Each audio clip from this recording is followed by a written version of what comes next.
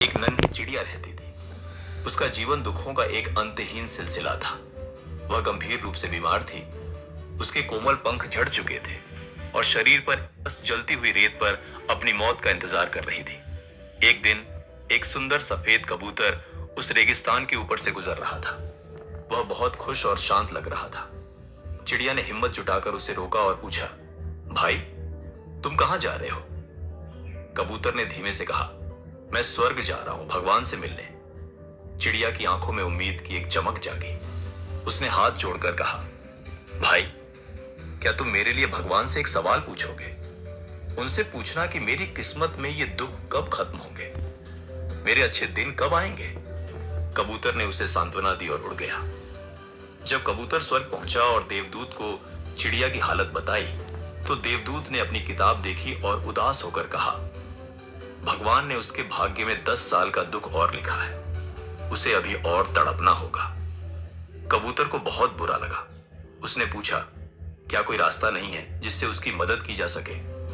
देवदूत ने मुस्कुराते हुए एक रहस्य की बात कही। एक रास्ता है, उसे कहना कि वह हर हाल में शिकायत करना बंद करे।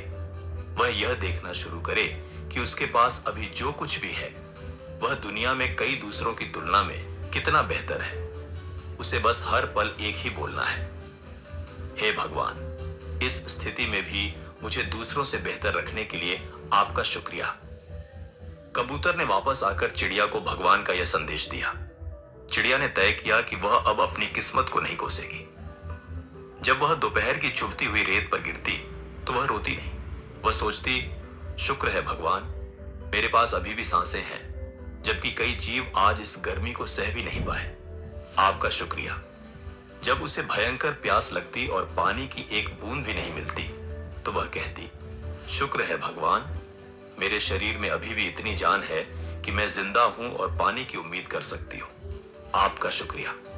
जब बीमारी से उसका शरीर और कमजोर होता, तो वह कहती, हे ईश्वर, आपने मुझे अभी भी सुरक्षित रखा है, जबकि शिकारी पक्षी कितनों को मार देते हैं। जो मेरे पास है उसके लिए आपका शुक्रिया।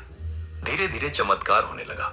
जहां चिड़िया शिकायत करती थी, वहां अब शुक्रिया के शब्द थे। जैसे जैसे उसका मन हल्का हुआ, उसके शरीर पर नए और रेशमी पंख आने लगे। देखते ही देखते उस सूखे रेगिस्तान में काले बादल छा गए। मूसलाधार बारिश हुई और वहां एक सुंदर तालाब बन गया।